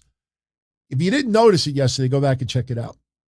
So, all right, this Monday, what has been announced for Raw? Cody Rhodes versus The Miz. Need I say more? And Bobby Lashley is going to issue an almighty challenge to Omos and MVP. Are we going to get the handicap match? Are we going to get a match with a stipulation that if Lashley wins, he gets 5 minutes with MVP? I think that's where they may be going with this. Remember, right now there's only 2 matches announced for Hell in a Cell. And you got Bianca Belair versus Asuka, and you have Cody Rhodes versus Seth Rollins. Hey, look at that. 50-50, women and men. Right now, Hell in a Cell has 4 wrestlers advertised. 2 men, 2 women. WWE progress. All right. They've only announced 2 matches. So I wonder if we're going to get that with Lashley. So, Impact Wrestling, as I said earlier, the Briscoes, despite being advertised in the main event against Violent by Design, the rating went down from 125 to 119. Not a big drop, but still the fact you can't get big-time hardcore Ring of Honor, AEW, Briscoe fans, that what are they all doing on Thursday at that time? Don't tell me basketball, because AEW still scores decent numbers during basketball. They can't get anybody. They literally could have Jesus Christ versus the Deville. They could have them wrestle on the card, and I don't think people, atheists and Catholics, I don't think would want to tune in. Kick the Devil's ass. No, you can. I mean, what does Impact have to put on TV? Forbidden. Oh, that's another thing. Forbidden Door on WWE's part. You had the Mickey James appearance. You realize now, just to fill a spot in the women's side, get a little name value, we get a nice payday. In the end, it didn't do anything for Impact Wrestling whatsoever. All right. On the AEW side from yesterday, we had the House of Black beat Evil Uno 10 and Fuego del Sol. Sean Spears over Big Damo, who was Killian Dane. And look, we like Killian Dane, most of us. He looked awful. He looked like like a generic member of the Dark Order. He looked like a stunt double of the Dark Order. Of course, he wasn't going to do much against Shawn Spears, but he just didn't look like, oh my God, you got to sign him. I mean, even his look, he looks like a guy that was just like hanging out at the tiki bar on the beach, eating like loads of chicken and beer. Hey, put on a pair of boots and join us in the ring for 5 minutes. Was not feeling him at all. Chris Statlander over Red Velvet to advance in the Owen Hart Memorial Tournament. Main event, Bryan Danielson and Jon Moxley beating Dante Martin and Matt Sydal. The segment where Bryan Danielson got his foot stuck, and it appears that it may have, in fact, have been a work. He did not show that on network television. Tony Khan made everybody run to YouTube to see it, but it was not on network television. Other segments on Rampage yesterday, Tony Schiavone interviewed FTR in the back. They agreed to defend the Ring of Honor tag titles Wednesday against Roppongi Vice. Tony Schiavone with Britt Baker and Tony Storm backstage talking about their upcoming semifinal match in the Owen Hart Memorial Tournament. After Jade Cargill was chased out of the ring by Anna Jay after Jade and Kiera Hogan and Red Velvet were beating down Statlander and Little Ruby Soho, who was sitting at ringside during Statlander and Red Velvet's match. Anna Jay is now your opponent against Jade Cargill at Double or Nothing. We had a training that you realize how many backstage segments AEW does. Talk about filling time. We had a backstage segment of Tony Nese and Mark Sterling training, a little spoof of Danhausen training, which he was pretty much just eating potato chips and doing nothing, and Hook doing his workout. We had a backstage segment with the Undisputed Elite, Adam Cole, talking about how he and Kyle O'Reilly could end up facing each other in the Owen Hart Memorial Tournament Finals. Kyle O'Reilly likes that idea as well. We had a backstage segment of the Young Bucks challenging the Hardys at Double or Nothing. We had an in-ring segment, Scorpio Sky, Dan Lambert, Ethan Page. They want their TNT title back. Guevara took it hostage, and then we have a backstage parking lot segment where Sammy Guevara starts destroying the TNT title. Then Frankie Kazarian is destroying it. And while he's destroying it with a sledgehammer, you got Guevara and Ty Conti playing tonsil hockey in the back. So another bullshit. And then we had the Gun Club. Billy Gunn continuing to diss his own sons and instead showing all the attention to the acclaimed Max Caster and the current injured Anthony Bowens. So you realize how many segments. You look at it like that. I mean, that's like 7 segments in a 1 hour show. 1 hour show. I mean, that might be impressive, but imagine doing that on Dynamite, double the time. And think about what Tony Khan's quote, what I said earlier. So right now, for Double or Nothing, your lineup is this. The pre-show will be Hook and Danhausen versus Tony Nese and Mark Sterling. For the TBS title, Jade Cargill defends against Anna Jay. You have Kyle O'Reilly Kyle O'Reilly or Samoa Joe, the winner of that match. Whoever wins will take on Adam Cole in the Owen Hart Men's Tournament Final. It's either going to be Tony Storm or Britt Baker taking on the winner of Ruby Soho and Chris Statlander for the women's side of the tournament. Thunder Rosa defending the AEW Women's Championship against Serena Deeb. You had Jurassic Express defending the AEW tag titles against Ricky Starks and Powerhouse Hobbs, along with Keith Lee and Swerve Strickland in a 3-way. You have not Blood and Guts, but Anarchy in the Arena. I don't know if it's going to be cinematic, pre-recorded. I don't think so. I think it'll just be a crazy street fight. You could have the Jericho Appreciation Society versus Bryan Danielson, Jon Moxley, Santana Ortiz, and Eddie Kingston. We got a 6-man tag match. The House of Black taking on Penta, Rey Fenix, and Pac. This was cool yesterday. Even though it was just styrofoam, it was cool. After the House of Black won their match, Pac, Phoenix, and Penta came out on the rampway, and they had something covered and Penta lifted it. They took a giant piece of styrofoam, cut it in the shape of a tombstone, spray painted it gray, and put a plaque of the House of Black on it to make it look like that's their tombstone. So they are going to be battling it out at Double or Nothing. We have the Hardys versus the Young Bucks and Hangman Page defending the AEW World Championship against CM Punk. That is your Double or Nothing card so far. 10 matches. Pretty solid. But as we said earlier, 40 people, 6 women, 34 men. All right. So we are at exactly 90 minutes. Oh, and by the way, I was going to show these to you earlier, but this is the list of people who signed with AEW in 2021. This list is not complete, but that is 2022. I think you got to add Swerve Strickland, Tony Storm, and I think Keith Lee may not. Well, no, Keith Lee is on there. So there was someone else that's not on there. But again, when you actually look at these, you even see, the number of men that are signed compared to the women's side. I mean, it is really, really, one-sided when you think about it. All right. Before we do questions in the chat, let me give 4 shout-outs from Supers. Lacelle says, Brother Don, I am onto something about that smoke and mirrors with women's wrestling, especially AEW. WWE seriously pushes about 4 women at a time. AEW gives just 1 top match a month with women. I don't know about just 1 match a month, a top match. I mean, they feature more. But as far as real good quality matches, yeah, you might be on to something. I think Deeb, Thunder Rosa, and I think Ruby Soho, which I believe is going to the finals. Although, it'd be interesting if they had Chris Statlander go to the finals.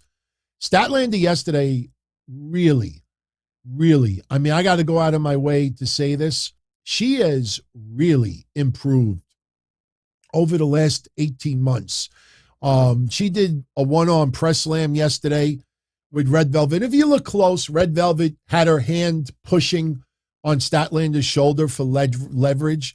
Because if you just look at science, it's not like Statlander lifted or held Red Velvet in the air from the middle of her body. Like if this is Red Velvet's body, it's not like Statlander held her from the middle.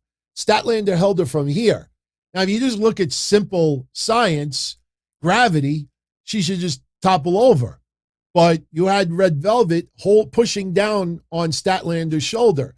So if I let this go, I did let it go.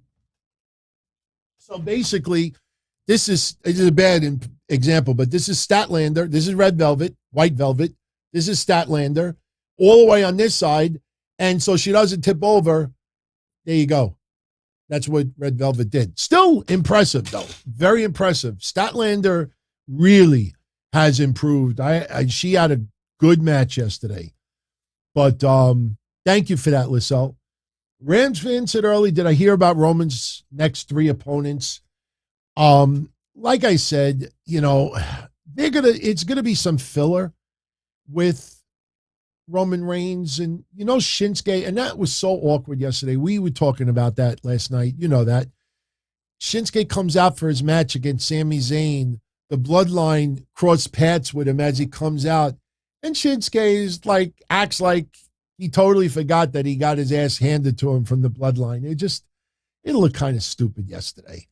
Shinsuke, I don't know. I thought that was pretty dope. Why didn't they just go to a commercial and then just have him come out with the bloodline already in the back? But I think you could have Shinsuke, Drew McIntyre, Cody Rhodes. But remember, after Hell in a Cell, it's not SummerSlam. It's Money in the Bank. And Money in the Bank, they're looking to push 60 to 70,000 tickets. Money in the Bank's going to be a pretty big event. So Roman Reigns, I expect his opponent in Money in the Bank to be someone more on the line of Shinsuke, which falls in line of last year. I forget who he faced last year at Money in the Bank, but it was not like a big, wasn't it Sami Zayn? No, not Sami Zayn. It was Cesaro. I think last year, Roman Reigns took on Cesaro at Money in the Bank. And you remember that night?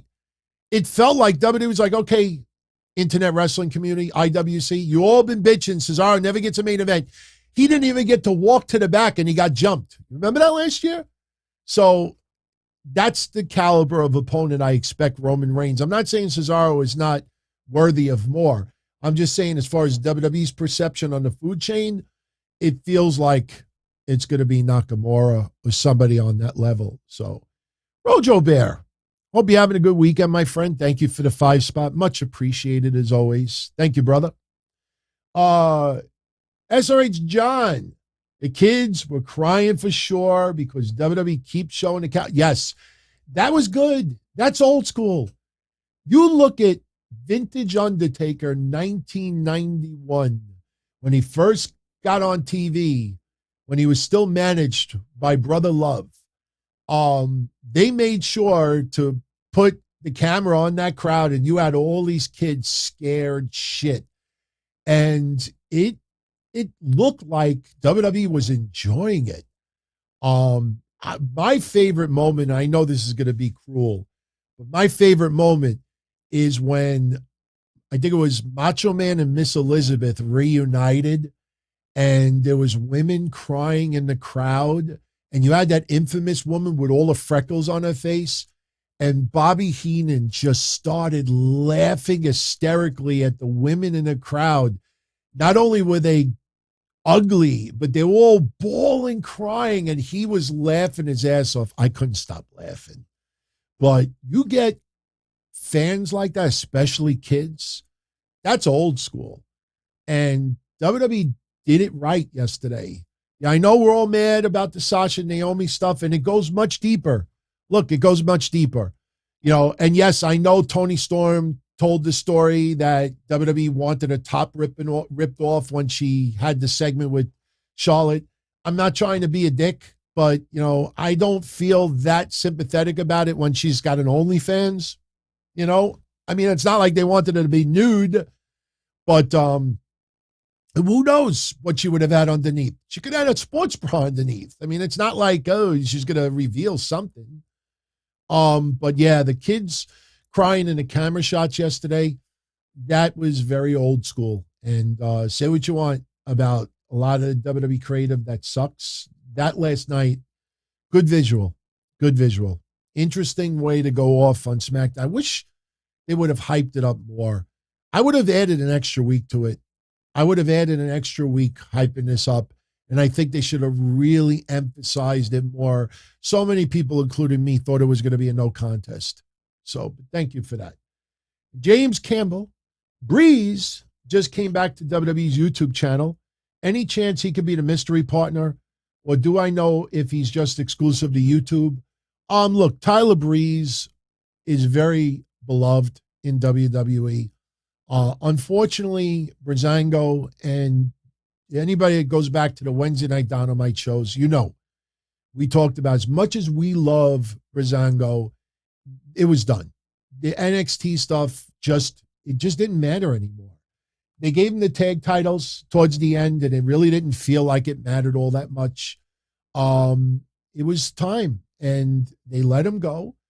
They wanted him to come back as a trainer. Now he's doing a little bit of YouTube stuff. Tyler Breeze is very much respected and beloved, more than people would realize. That guy, you'd be very surprised. So I like that he's back. Do I think he's the mystery person? No. I know why you're saying that, the history of his relationship with Xavier Woods.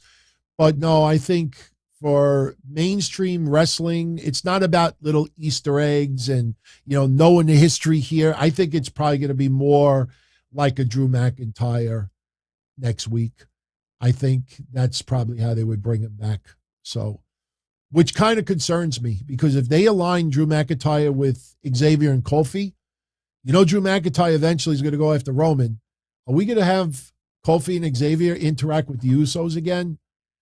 We obviously they make beautiful music together, but if you go back when you were a kid, you hear the same song on the radio every 30 minutes, and you hear it for months and years at a time, you're sick of that song. And I'm kind of sick of seeing the Usos and the New Day together in the ring. So I think it'll be more like Drew. So, all right. We're at an hour and 40 minutes. I will stay here for a few more minutes answering some questions. Don't forget, tomorrow at 8:05 p.m., we have the sit down with the only Don Tony in wrestling. There's room for two Don Tonys, everyone. Believe me. In the history of the Mafia, there were many Dons, so there could be more than one Don. That's okay. We like Tony D'Angelo. We love, the stereotype and everything, that cocksucker. But tomorrow, the phone lines will be open. It's nothing but Q&A tomorrow. Nothing but live chat, phone calls. So we will obviously get into a lot more with the Q&A tomorrow. I'm sure there's going to be a lot of people having some feedback of tonight. But all I ask for now, while we answer some questions, just write in capital letters question before your question so it stands out a little bit more, because I know a lot of you like to chat as well, and I don't want anybody to take away from that. Cappy Caveman, Tyrus wearing the NWA title on Fox News. Any thoughts? Oh, he's done that many times before. It's sad. It's not sad, but hey, there's a banner right now on Twitter. There's an event coming up, a big event, and Mark Henry is featured right smack in the center. I know some of you have seen it. I forget what the promotion is, but Mark Henry is right smack in the center. You know what the promoter put for Mark Henry? Former WWE champion. No reference to AEW. The Masked Maniac. When I used to do a show with the Masked Maniac, we told this infamous story. The Voodoo Kin Mafia, Billy Gunn, Road Dogg, when they were in TNA, they were the Voodoo Kin Mafia. And one time, you had TNA. They were doing a taping, and they were in Universal Studios. And they were trying to get people who were walking around Universal Studios to come in and watch some wrestling, fill the seats up. And there was a guy on a megaphone yelling at the top of his lungs, trying to get just people walking around and come in and say, right now, come see the New Age Outlaws, former WWE. They used all WWE names to get them into the building. And that goes to show you that at the end of the day, it's about the big boys. Tyrus has been on Fox News for years. I had the privilege of meeting him right before COVID. And when he shows up many times on Fox News with the NWA title, they will put former WWE superstar. Now, if I was Tyrus, I probably would be like, put current NWA, champion. But they do, on some occasions, they have put former WWE superstar. No reference to NWA at all. So, look, it's what the network does. They're going to push it how they want. So, Juan, we won't know the Rampage rating until Monday. We will not know until Monday. Rams fan, Drew McIntyre was on a little bit of a break. That Castle event that's going to be coming on, Clash at the Castle, I think he may have done a little bit of promotional work for WWE for that. I mean, I haven't checked, but they did send somebody there. I would think it was probably Drew McIntyre. And at the same time, he probably had a little bit of rest, spend some time with family, get a couple of weeks off. So I expect that's what Drew McIntyre has been up to. So, who's the boy on the super chat? I have no idea what you're talking about, Charlie. I have no idea. We don't have any super chats going right now. So, I like Maki Ito. I don't know why people keep saying to me, what's my problem with Maki Ito? No bullshit, everyone. On Thursday's show, I specifically said, I have no problem with Maki Ito in AEW. She's popular. She's a fan favorite. There's been fan favorites that I liked over the years that couldn't wrestle for shit. I have nothing against her. My only problem was, what? Let me say it like this. And I honestly believe, when I say it this way, I don't think there'll be any more argument. Why do you have a tournament? You have a tournament to have the best of the best win. Whether it's the NCAA tournament, whether it's a poker tournament, whether it's a Monopoly tournament, an Uno tournament, whether it's a wrestling tournament, whatever it is. When you try the greatest bands of all time, you do your own tournament brackets. Who's usually in the brackets? The best of the best. They're the ones battling it out. And you tell me why Maki Ito fills one of the brackets in a tournament. You had qualifying matches to determine the best of the best. If you're going to have someone enter that doesn't need to win a qualifying match, you best damn believe that person should have enough cred that, okay, that person, I put him in the tournament. That person's work speaks for itself. That was my problem with it. This was not a qualifying match. This was a tournament. Once you start the tournament, all right, all the preliminaries, you could have a tournament that starts with 96 people, and you could have a lot of scrubs and people that suck in it.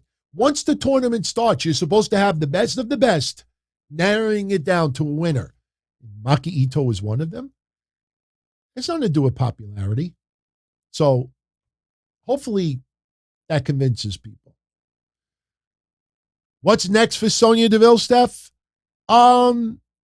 She will have more temper tantrums. I think she will go on a little bit of a losing break. I think she aligns with someone eventually. I'm not concerned about Sonia Deville. Right now, she has lost her power. And the storyline is, without the power, she's a mountain of mush. She will overcome. Sonya Deville is much better in the ring than is perceived right now. Right now, she is emotionally distraught in storyline. That's why she lost twice to Alexa Bliss. Got to let it ride a little bit further. Sonya Deville may beg for a job back with Adam Pearce. Remember the storyline yesterday, LA Knight, Max Dupri. He worked out a deal with Sonya Deville. I don't know if you picked up on that yesterday. And Adam Pearce is like, I got to talk to my lawyers. So Sonya Deville's still trying to get a little power. That could be part of the storyline. So give it more time. Do not be concerned about Sonya Deville's future. She has got a spot in WWE for now. She's not on the cutting block. Michael Gonzalez with the very random question. My favorite breakfast meal. I usually don't eat breakfast, but when I do, I don't always eat breakfast, but when I do, I like to have yogurt. Too Good. Can't remember the other brand. Is it Rebel? No. Can't remember. It's keto yogurt. I like eating yogurt. I can't eat bacon and eggs all the time. I'm not a huge fan of eggs. I'm on keto, so I don't eat any starches, but that's my go-to. Love eating yogurt. Lemon yogurt. There's a brand called Too Good that's pretty good. It's pretty good. All right. So we are an hour 48. Charlie, I don't know, you keep bringing up super chat graphic guy hitting his chest. Oh, I know what you're talking about. That's Chris Jericho. Kid. Oh, my God, Chris Jericho. You know what? I don't, but obviously I'm not going to make anybody super chat. I can't super chat myself.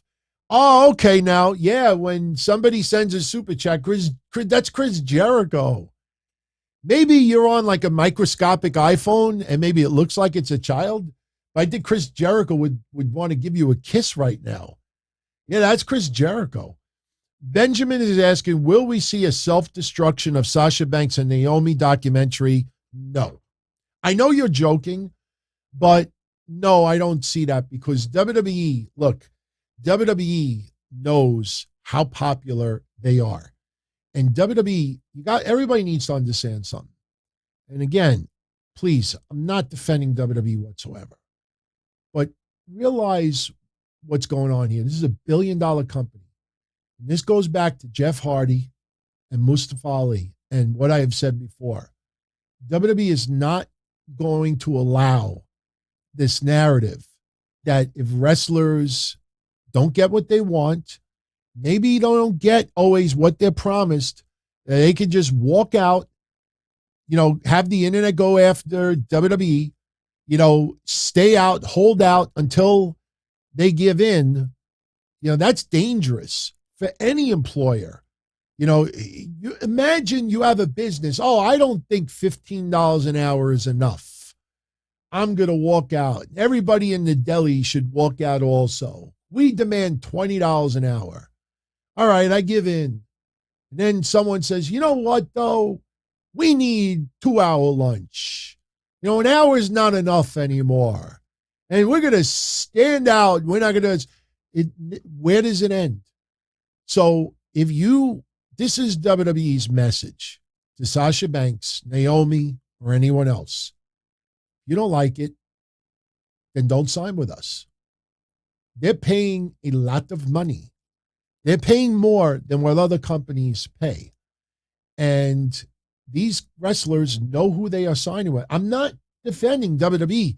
All I'm saying is, as a billion-dollar publicly traded company, imagine how the investors would feel if the company that they are investing millions upon millions upon millions of dollars are caving in because some people feel, hey, I'm a superhero in a movie.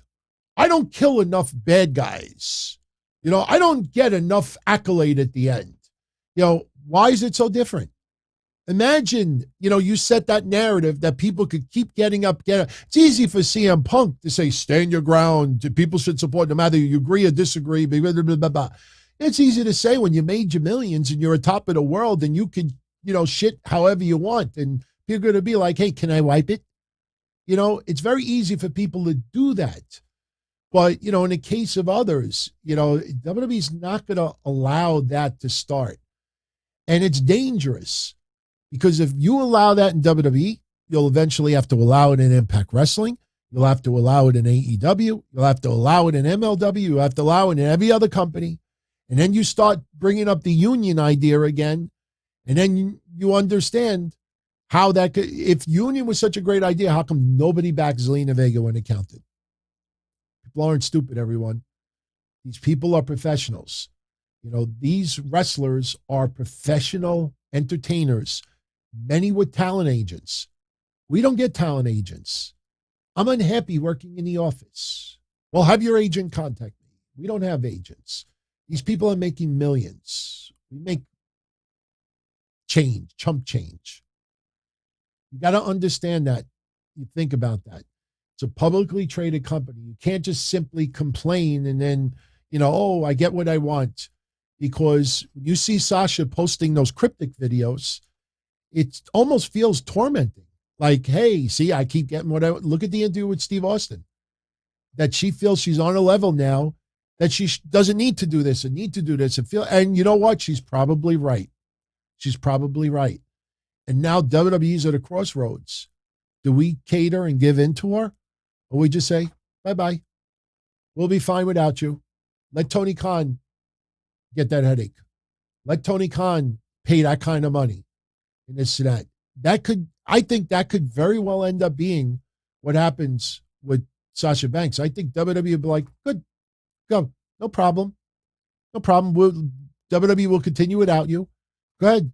Try to get the accolades. And by the way, don't walk around and say former WWE Women's Champion. Don't sign anything, WWE. Don't do this. If it gets bitter like that, then you got the back and forth. And that sucks. That sucks. Pulling the merch, was a jerk move. But that should give you an idea of how pissed off WWE is over this. I think Vince McMahon took it personally. Whether it's right or it's wrong, that's up for debate. He took it personal. That's how it feels to me. All right, we're going to wrap this up in 3 minutes. We'll finish right at the 2-hour mark, and we will pick this up tomorrow. So I want to thank everybody for joining me tonight. Excellent, excellent conversation. I know we talked in great detail about this problem with women's wrestling and the perception, the smoke and mirrors, promises, given, promises kept with a question mark. No one else is getting deep into this. And I wanted really to spend one show to bring it up because, like I said, you will not see anyone out there, especially the ones that absolutely love AEW. They're not going to get this deep into it because if they get this deep, even towards WWE, then you're forced to bring up AEW. And that's why oh no, it was nice out this weekend. Oh, something happened with Sasha? Oh, I have no idea. Everybody turns a blind eye. They will not get this deep because then you have to confront some of your favorites. That's why, like the other day, I said, if Charlotte Flair would have walked out instead of Sasha Banks, the entire net, almost everybody in the net would have called for Charlotte Flair's head. That she is just disgusting, disrespect. And that's because Sasha Banks is a beloved fan favorite and Charlotte is not. So it is what it is. And it sucks that it had to get to this point. But I also believe that pro wrestling does make a lot of promises on the women's side, and they don't keep those promises. And I'll make a prediction. You're going to see, instead of women being the focal point for people to try to cover for the promotions that they love that are guilty of this with the women, you will see a lot of those people focus on the D word instead of the W word. And instead of bringing up women equal, they're going to bring up diversity. That is what you're going to see a lot of people focus on because diversity is much broader. And if you could put, different minorities, different sexual orientations, you put gay and minorities and, women, and you put all it, now it looks like, wow, look at the representation. Look at we're very diverse. That's what you're going to see. People are going to try to masquerade the lack of use of women that we showed tonight. They will hide it with diversity. Remember I said that. Be well, everyone. Have a great night. All the best to you. And if you're around tomorrow night at 8:00, I will be here for the sit down. And we are going to have a banger of a show. So on your way out, if you enjoyed tonight's show, hit that like button. Appreciate it. If you're not a subscriber yet, I noticed we're almost at 30,000. I know there's a lot of people like 30,000, but you only get 4,000, 5,000 views. 90% of my audience checks out only the audio side of my stuff. Because everything I do, majority of people tune in just the audio side. If they feel the need that they want to go check out the video, if I'm showing a photo or showing some footage or something, then they will stop by the video channel and observe it. But so that's why it's so, I think people just like to fuck with people, But I tell you, what? Last couple of weeks, great vibes, a lot of fun. And I thank you as always for the support. And, we'll continue on. And I try to keep it, as very neutral as possible.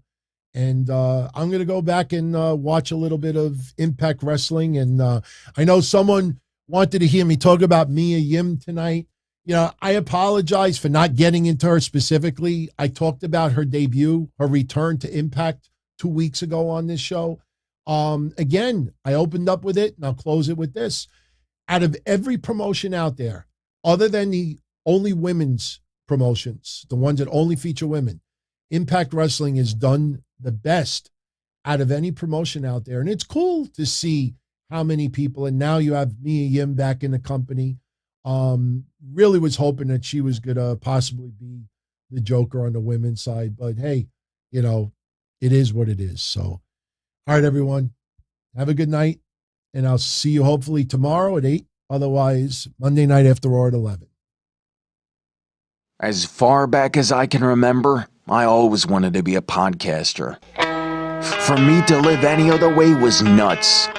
To me, those goody-good people who worked shitty jobs for bum paychecks and took the subway to work every day and worried about their bills were dead. I mean, they were suckers. They had no balls. If I wanted something, I just took it. I ran everything. I paid the bills, I paid the host, I even paid the masked maniac. Everybody had their hands out. Everything was for the taking. We always called each other good fellas. You would always hear from somebody. You're gonna like Don Tony. He's alright, he's a good fella. He's one of us. But if you're part of my crew, nobody ever tells you they're gonna get rid of you. It doesn't happen that way. There weren't any arguments or curses like in the movies. See, your haters come with smiles. They come as your friends, the people who've claimed they care the most for your life. And now that's all over. And that's the best part. Today everything is different. There's lots of action. I don't have to wait around for everything like everyone else. Oh, I didn't get the vaccine? Fuck you, vaccine me. Oh, your delivery guy has COVID? Fuck you, feed me. Right after I moved here, I ordered egg noodles and ketchup, and I got spaghetti with meat sauce. I'm no longer an average nobody, while they get to live the rest of their lives like a bunch of schnooks.